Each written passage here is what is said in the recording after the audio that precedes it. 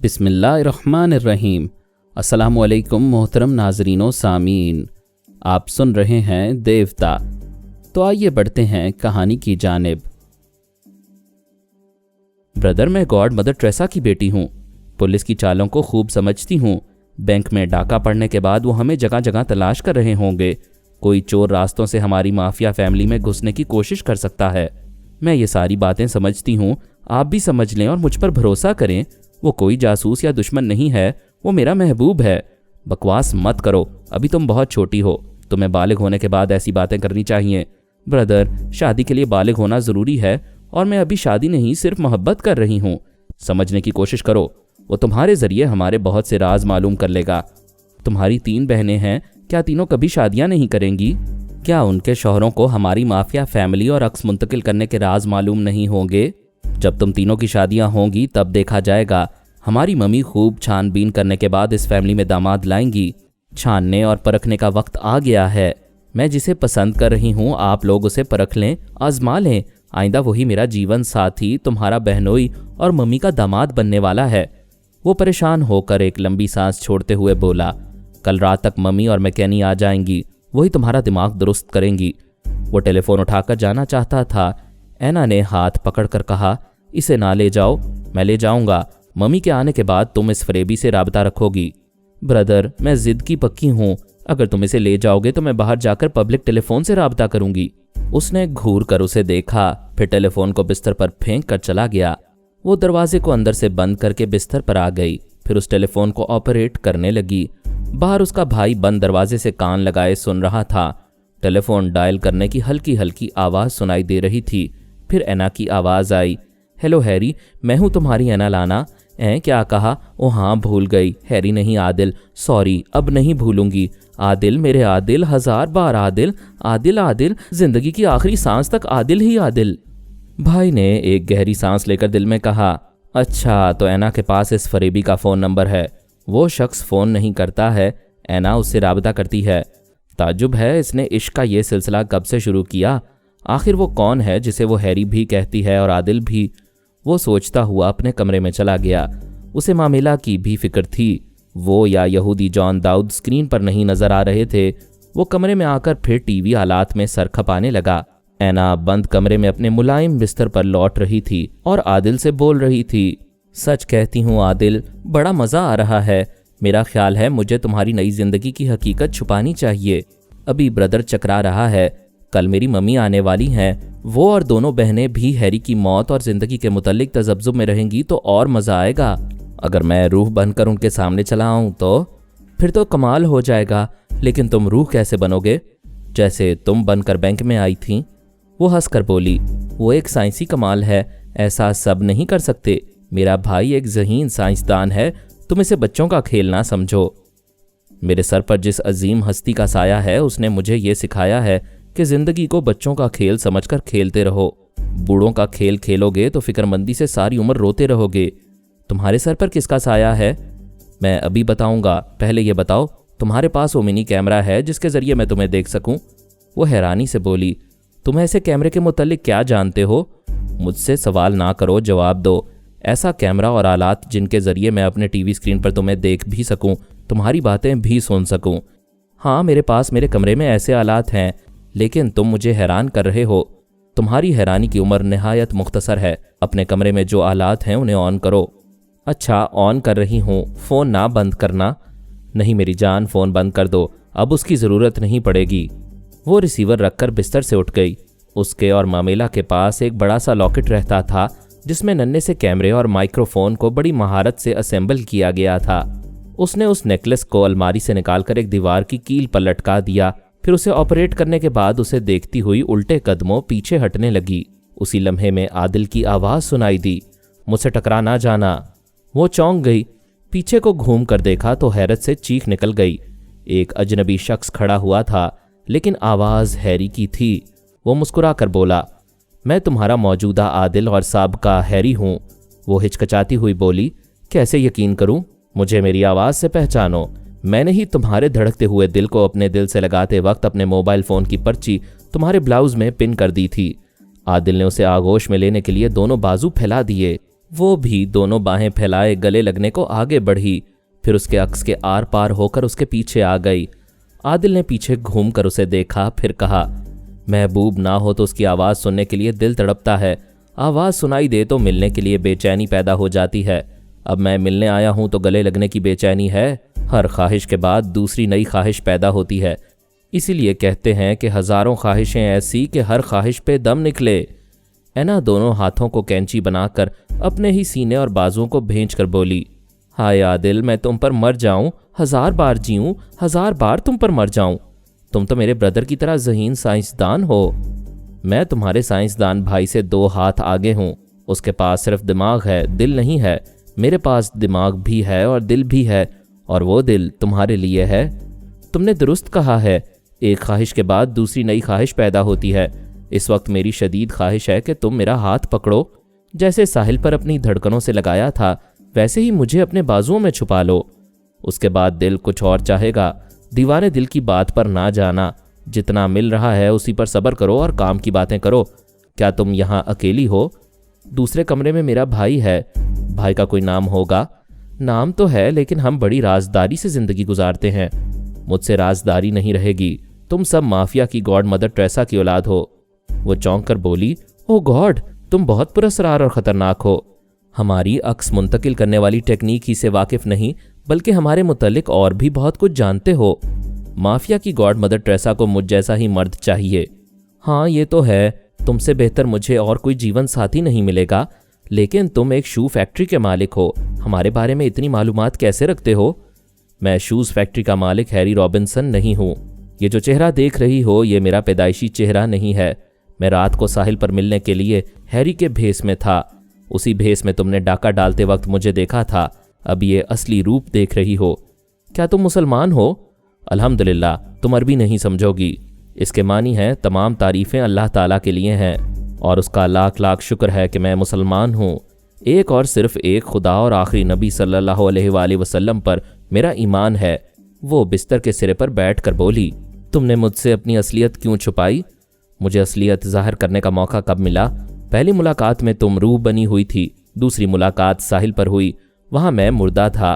जब तुम्हें अपनी ज़िंदगी का यकीन दिलाया तो शर्मा कर भाग गईं। अब तीसरी मुलाकात में तुम्हारे सामने हूँ, अपनी असलियत पेश कर रहा हूँ।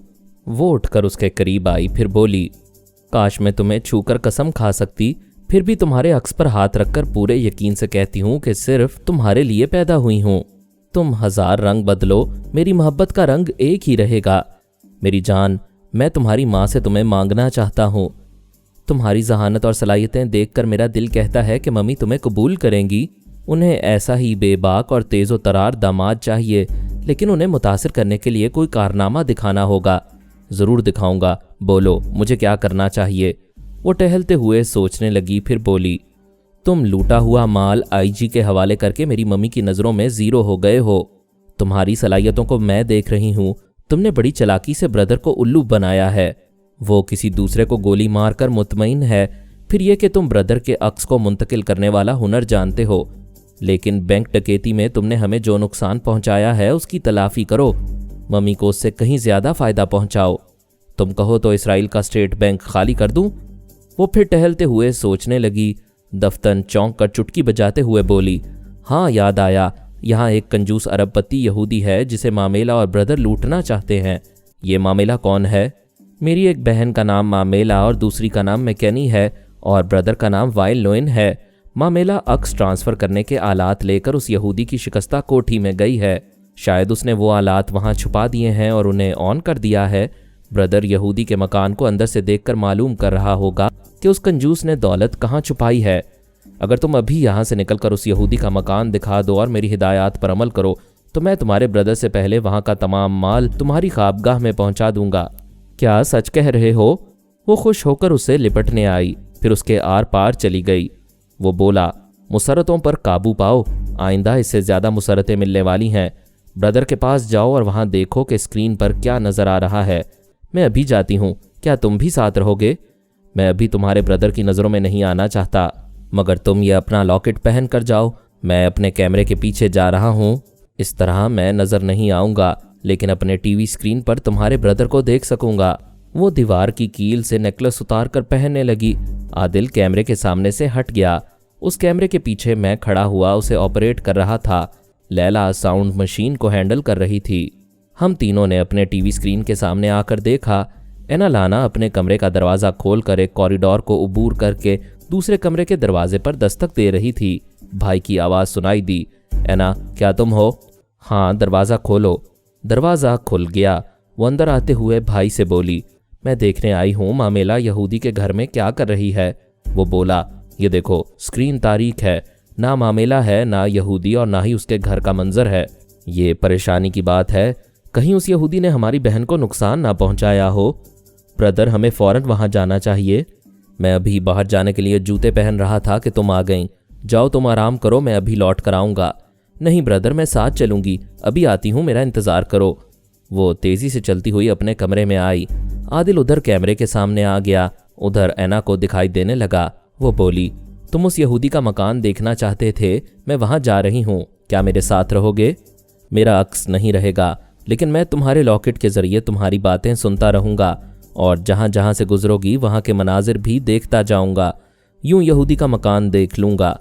बाहर अंधेरी रात है, ये कैमरा कोई मंजर नहीं दिखा सकेगा। कोई बात नहीं, सिर्फ तुम्हारी आवाज़ ही काफ़ी है। एक बात याद रखो, दरवाजे पर जाकर यहूदी को ज़रूर मुखातिब करो, मैं उसकी बातें ज़रूर सुनना चाहूँगा। भाई ने दरवाजे पर दस्तक दी। आदिल कैमरे के पीछे जाकर एना के कमरे से गायब हो गया। वो स्क्रीन पर नजर आ रही थी। अपने भाई के साथ उस बंगले से निकलकर कार में बैठ रही थी। लैला ने मुस्कुरा कर कहा, भाई आदिल, तुम तो ज़बरदस्त आशिक निकले, बेचारी एना को पागल बना दिया है। वो दोनों हाथ जोड़कर बोला, भाभी जान, मैं किस काबिल हूँ, आप और भाईजान मुझ जैसे जर्रे को आफताब बना रहे हैं।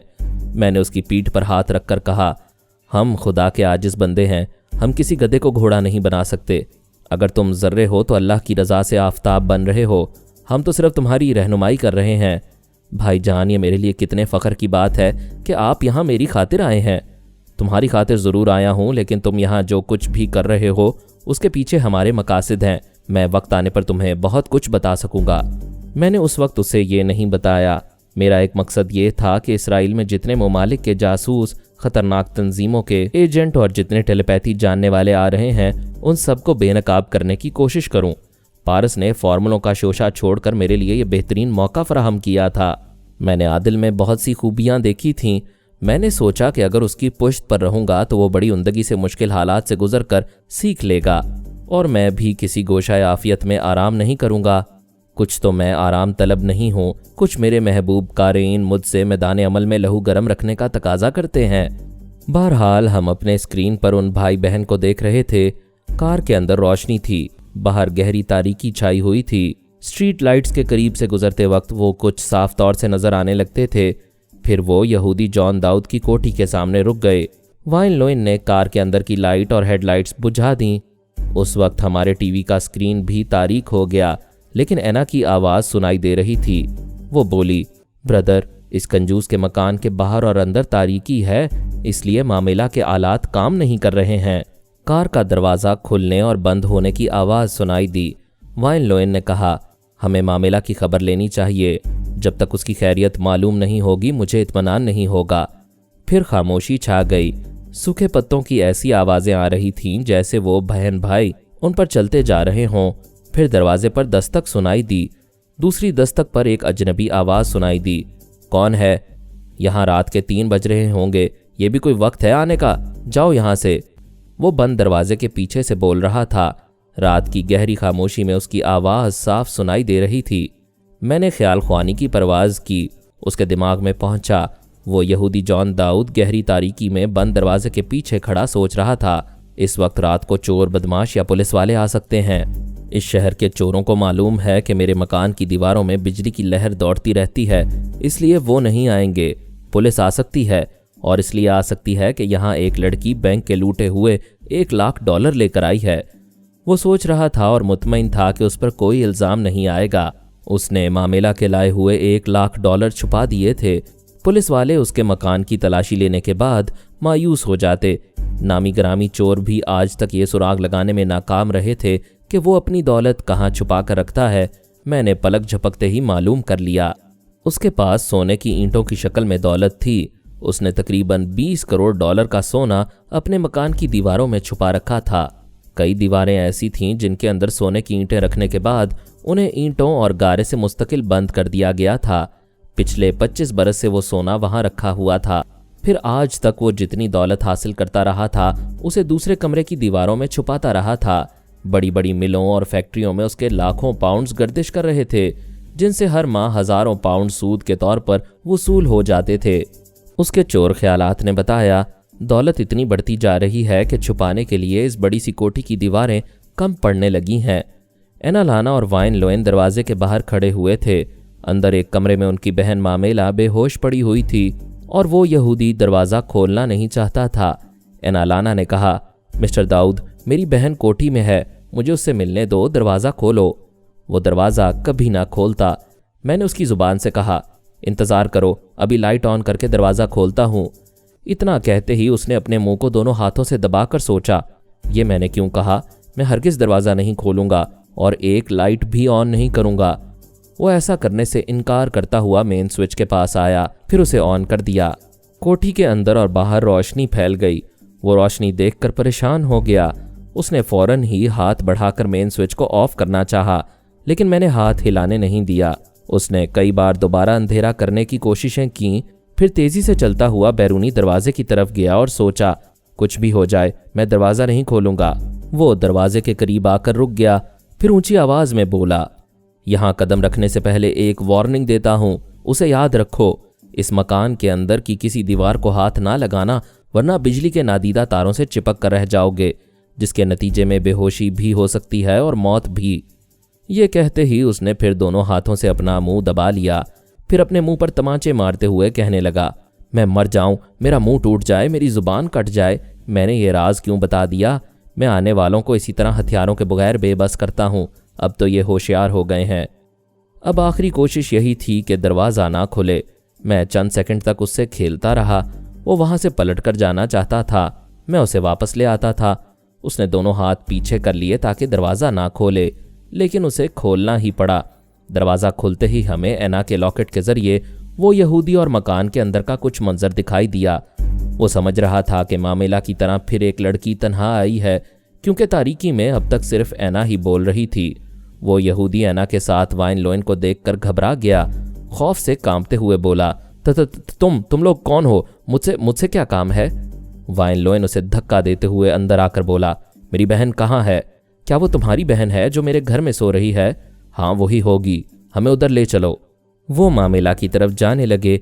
एना ने पूछा, बूढ़े कंजूस, क्या यह दुरुस्त है कि यहाँ की अंदरूनी दीवारों में बिजली के नादीदा तार हैं? यहूदी ने हंसते हुए कहा, मैं तुम लोगों को चोर डाकू समझकर यूं ही धमकी दे रहा था ताकि अंदर ना आओ।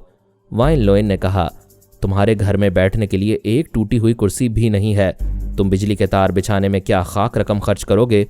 मैं तो कह रहा हूं कि झूठ बोल रहा था। तुम किसी भी दीवार को हाथ लगाकर देखो, या आम सी दीवारें हैं। वाइन लोएन चलते चलते रुक गया। उसने एक करीबी दीवार को देखा, फिर उसे छूने के लिए एक कदम बढ़ाया। यकबारगी उसके सामने आदिल के अक्स ने आकर कहा, रुक जाओ। वाइन लोएन उसे अचानक देखते ही उछल पड़ा।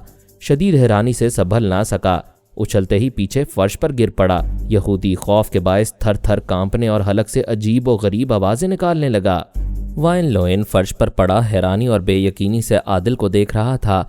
उसे यकीन नहीं आ रहा था कि अक्स ट्रांसफर करने की टेक्निक कोई और भी जानता है। आदिल ने कहा, यहाँ की किसी दीवार को हाथ ना लगाना, इन दीवारों में 440 वोल्ट की बिजली दौड़ रही है। वाइन लोएन ने दीदे फाड़कर उसे देखते हुए पूछा, तुम कौन हो? एना फखरिया अंदाज में मुस्कुराकर बोली, ये मेरा महबूब, मेरा यार, दिलदार और कल का हैरी और आज का आदिल है।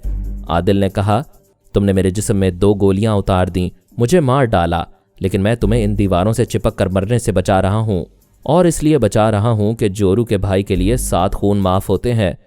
वाइन लोएन ने कहा, मैं समझ गया, एना ने हमारे आलात चुरा कर तुम्हें दिए हैं। तुम इन आलात के जरिए यहाँ नजर आ रहे हो। ये आलात और ये टेक्निक तुम्हारे बाप की जागीर नहीं है, हमारे पास भी जहानत है। ये देखो। उसने जेब से एक सुर्ख रंग का चश्मा निकाल कर दिखाते हुए कहा, यह मेरी इजाद है। मैं इसे आंखों से लगाकर जमीन को देखता हूं तो उसके अंदर छुपे हुए खजाने नजर आते हैं। मैं इसे पहनकर मालूम कर सकता हूँ कि इस कंजूस यहूदी ने अपनी बेइंतहा दौलत कहाँ छुपा रखी है। यहूदी जॉन दाऊद ने दोनों हाथ इनकार में हिलाते हुए कहा, नहीं, मेरे पास दौलत नहीं है। मैं एक गरीब आदमी हूँ। तुम्हारे इस चश्मे से कुछ नज़र नहीं आएगा। इसे आंखों से लगाकर ना देखो। मिस्टर आदिल, अगर तुम इस चश्मे के ज़रिए ये बता दो कि बेशुमार दौलत कहाँ छुपाई गई है तो मैं तस्लीम कर लूँगा कि ये अक्स ट्रांसफ़र करने के आलात भी तुमने खुद ही तैयार किए हैं और ऐना ने हमें धोखा नहीं दिया है। आदिल ने कहा, मैं अपनी ऐना पर इल्ज़ाम नहीं आने दूंगा। ये ज़रूर बताऊंगा कि दौलत कहाँ छुपाई गई है, लेकिन ये अभी नहीं, कल रात को बताऊंगा। अभी बताने में क्या हर्ज है? मैं अपनी होने वाली सास यानी तुम्हारी मम्मी के सामने अपना कमाल दिखाऊंगा ताकि वो अपनी आंखों से देखकर तस्लीम करे कि मैं ही ऐना का जीवन साथी और गॉड मदर का दामाद बन सकता हूँ। जॉन दाऊद ने कहा, यह बकवास करता है। मैं अहमक नहीं हूं कि इस खाली मकान में दौलत छुपा कर रखूं। मेरी दौलत अमेरिका और यूरोप के कई बैंकों में महफूज है। तुम में से कोई वहां तक नहीं पहुंच सकेगा। ऐना ने एक कमरे में झांक कर कहा, ब्रदर, मामेला इस कमरे में ऐसी गहरी नींद सो रही है जैसे बेहोश हो। हमारी आवाज़ पर उसे उठना चाहिए था। वो तेज़ी से चलता हुआ दूसरे कमरे में आया। पहले उसने बहन को आवाज़ दी, फिर चटाई पर घुटने टेक कर उस पर झुक कर उसे झंझोड़ा। मामेला, उठो, देखो, हम आए हैं। वो गहरी गफलत में थी। भाई की आवाज़ भी उसे जगा नहीं पा रही थी। वाइन लोइन ने उठकर दाऊद का गिरबान पकड़ लिया, फिर उसे झंझोड़ कर पूछा, सच बता, तूने इसके साथ क्या सुलूक किया है? ये बेहोश कैसे हो गई? मैंने कुछ नहीं किया है। ये कहीं से परेशान हाल आई थी। मैंने इसे पनाह दी, इसे पेट भर कर खिलाया पिलाया। तुम मुझे नेकी का बदला ये दे रहे हो? वो उसे झंझोड़ कर बोला, तू और नेकी करेगा? कभी तेरे बाप ने भी किसी को मुफ्त पानी नहीं पिलाया होगा। अच्छा ये बता, जो $1,00,000 ये लाई थी वो कहाँ है? कौन से $1,00,000? अरे ये क्या गज़ब है। एक तो मैंने मेहमान नवाजी की, ऊपर से चोर बनाया जा रहा हूँ। ये लड़की यहाँ एक फूटी कौड़ी भी नहीं लाई थी। तू नहायत ही कमीना और मक्कार है। मेरी बहन को बेहोशी की कोई दवा खिलाई है और थोड़ी देर पहले झूठ बोलकर इस दीवार से लगने की तरगीब दे रहा था। अगर ये आदिल ना आता तो मैं अब तक मर चुका होता। मेरी बहन को अभी होश में ला, वरना मैं तुझे जिंदा नहीं छोड़ूंगा। उसने तैश में आकर उसे घोंसा मारा। ये नहीं सोचा कि एक ही हाथ में उस बूढ़े के कदम उखड़ जाएंगे। वो मार खाकर लुढ़खड़ाता हुआ पीछे वाली दीवार से लग गया। उसके हलक से एक भयानक चीख निकली। वो दीवार से लगा तड़प रहा था। दूसरी बार चीखने के काबिल नहीं रहा था। उसके दीदे फैल गए थे। ऐना ने भाई को झंझोड़ कर कहा, ब्रदर, इसे बचाओ। मेन स्विच कहाँ है? आदिल ने कहा, इस कोठी के पिछले हिस्से में है। वाइन लोइन उधर दौड़ता हुआ गया। मेन स्विच को ढूंढने में थोड़ा वक्त लगा, फिर उसने उसे ऑफ कर दिया। एकदम से हर सू तारीकी छा गई। वो जेबी टॉर्च निकालकर उसकी रोशनी में दोनों बहनों के पास उस कमरे में आया। स्विच ऑफ होते ही दाऊद दीवार से अलग होकर फर्श पर ऊंधे मुंह गिर पड़ा था। वाइन लोइन ने करीब आकर उसकी नब्ज टटोली। वो तकरीबन मुर्दा हो चुका था, ताहम जिंदगी के आसार थे। आदिल ने मेरे मशवरे के मुताबिक कहा, इस बूढ़े को अपनी गाड़ी में डालकर ले जाओ। इसे जिंदगी दो मगर कैदी बनाकर रखो और इस कोठी के तमाम दरवाज़ों को मुकफ्फल कर दो। वाइन लोइन ने कहा, इस मुसीबत को साथ ले जाने का मशवरा ना दो। ये सुबह तक मर जाएगा। तुम हमसे दोस्ती करो और बताओ इसने दौलत कहाँ छुपाई है। मैं कह चुका हूँ, गॉड मदर की मौजूदगी में बताऊँगा। बूढ़े दाऊद को यहाँ से नहीं ले जाओगे और ये इस मकान में मर जाएगा तो फिर यहाँ सरकारी कारिंदों का कब्जा हो जाएगा। ऐना ने कहा, ब्रदर, समझने की कोशिश करो। आदिल बड़ी जहानत की बातें कर रहा है। इसे फ़ौरन घर ले जाकर तिब्बी इमदाद पहुँचाओ। उसने थोड़ी देर सोचा, फिर दाऊद को कंधे पर उठाकर मकान से बाहर आया। गाड़ी के पिछले दरवाजे को खोलकर उसे सीट पर डाल दिया, फिर मामेला को उठाकर लाने गया। मैं दाऊद के कमज़ोर दिमाग को पढ़ रहा था। वो जैसे अब तब में मरने वाला था। उसकी जगह कोई और होता तो मर चुका होता, लेकिन उसके दिमाग में ये बात जम गई थी कि वो मरेगा तो अरबों डॉलर सरकार के ख़जाने में चले जाएंगे या कोई मकान की दीवारें तोड़कर सोने की ईंटें ले जाएगा। इसलिए उसे मरना नहीं चाहिए, ज़िंदगी के लिए लड़ना चाहिए। वो ज़बरदस्त कुव्वते इरादी का मालिक था, इसलिए लड़ रहा था और अभी तक जिंदा था। वाइन लोइन ने ड्राइव करते हुए ऐना लाना से कहा, मैंने पहले ध्यान नहीं दिया था। अब पता चला कि तुमने ये लॉकेट उस आदिल को यहाँ बुलाने के लिए पहना है। बेशक इसीलिए पहने हुए हूँ, लेकिन तुमने आलात की चोरी का इल्ज़ाम मुझ पर लगाकर मेरी तौहीन की है। मैं मम्मी से तुम्हारी शिकायत करूँगी। ऐना, तुम सिर्फ मम्मी की नहीं, हम सब की जान हो। आदिल का अक्स देखकर फौरन ही ये ख्याल आया था कि उसने मेरी टेक्निक और आलात चुराए हैं और इस चोरी में तुम उसके साथ हो। क्या दुनिया में तुम ही एक ज़हीन साइंसदान हो?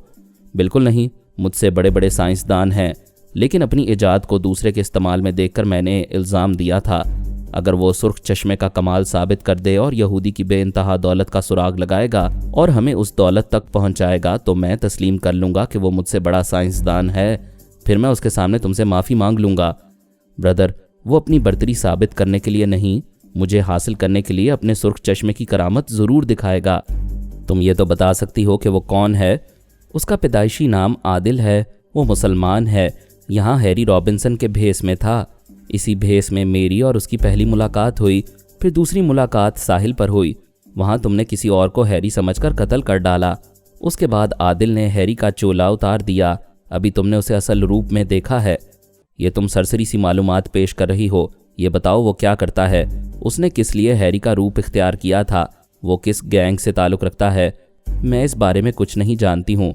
क्या धोखा खाने के लिए अंधी होकर उसे इश्क कर रही हो? जब धोखा खाऊंगी तो तुम्हारे सामने शर्मिंदा हो जाऊंगी। क्या ये मामूली सा धोखा था कि हमारी लूटी हुई बैंक की तमाम रकम वो हड़प कर गया और जाहिर ये कर रहा है कि उसने बैंक वालों को रकम लौटा दी है? मैं फ़िलहाल इतना जानती हूँ कि उससे कई गुना ज़्यादा रकम वो मम्मी के कदमों में लाकर डालेगा। इस यहूदी ने करोड़ों डॉलर और पाउंड छुपाए होंगे। क्या अकल तस्लीम करती है कि आदिल इतनी दौलत तुम्हारे इश्क में हमारे हवाले कर देगा? अगर तुम्हारी अकल ये तस्लीम नहीं करती है तो इसमें मेरा नहीं, तुम्हारी अपनी अकल का कसूर है।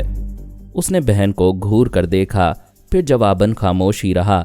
अपनी रिहाइशगाह के गैराज में उसने गाड़ी रोकी, फिर दाऊद और मामेला को बारी बारी उठाकर बंगले के अंदर ले गया। मामेला महज बेहोश थी। दाऊद की हालत तशवीशनाक थी। वो तमाम भाई बहनें इब्तदाई तिब्बी इमदाद के मुतल्लिक वसी मालूमात रखते थे। सुबह 7 बजे तक वाइन लोइन की मुसलसल तवज्जो और मुअस्सर दवाओं के इस्तेमाल से दाऊद की जान में जान आई। वो सो गया। एना मामेला को अटेंड करती रही। उसने सुबह 5 बजे आंखें खोल दी, फिर परेशान होकर बोली, मैं तो यहूदी के मकान में थी, यहाँ कैसे आ गई? एना ने उसे तमाम वाक़यात बताए, फिर कहा, तुम आराम करो, मैं सोने जा रही हूँ। वो अपने कमरे में आ गई। तमाम रात जागती रही थी। उसे सो जाना चाहिए था, लेकिन उसने आदिल के अक्स से मुलाकात करने के लिए कमरे का दरवाज़ा बंद कर लिया। अपने लॉकेट को ऑपरेट किया मगर वो नज़र नहीं आया। उसने लॉकेट को मुंह के करीब लाकर पुकारा, आदिल कहाँ हो? आ जाओ, मैं इंतज़ार कर रही हूँ। उसे जवाब नहीं मिला। फिर वो टेलीफोन के पास आई, रिसीवर उठाया, मोबाइल के कोड नंबर और फ़ोन नंबर डायल किया। राबता हो गया। वो बोली, हेलो आदिल, क्या सो गए हो? मैंने कहा, हाँ बेटी, वो सो रहा है, अब तुम्हें भी सो जाना चाहिए। एना ने पूछा, आप कौन हैं? मैं आदिल का भाईजान हूँ। नींद सेहत के लिए ज़रूरी है, मैं भी सो रहा हूँ। दिन के 1 बजे मुलाकात होगी। मैंने फ़ोन बंद कर दिया। उसे भी मजबूरन सब्र करना पड़ा। वो भी लिबास बदल कर सो गई। उधर वाइन लोएन दाऊद के दोनों हाथ पांव पलंग से बांध देने के बाद खुद भी सो गया था। दिन के 12 बजे तक उस बंगले में गहरी खामोशी रही। सब रात भर के थके हुए थे, अपनी थकन उतार रहे थे। सबसे पहले मामेला बेदार हुई। उसने गुस्ल करके लिबास बदलने के बाद फलों का जूस लिया, फिर भाई के कमरे में झांक कर देखा। बिस्तर पर दाऊद बंधा पड़ा था। वो जाग रहा था मगर खामोश था। मामेला उसे देखकर चौंक गई, फिर उसके करीब आकर बोली, मेरा बैग और $1,00,000 कहाँ हैं? वो उसे खामोशी से देखने लगा। वो बोली, मैं जानती हूँ मेरा भाई तुम्हें पकड़कर यहाँ लाया है। मैं शायद बेहोश हो गई थी। हाँ, मुझे याद आ रहा है, मैंने तुम्हारे हाथ से पानी के चंद घूंट पिए थे। उसके बाद मुझे होश नहीं रहा था। वो जवाबन कुछ बोलने लगा।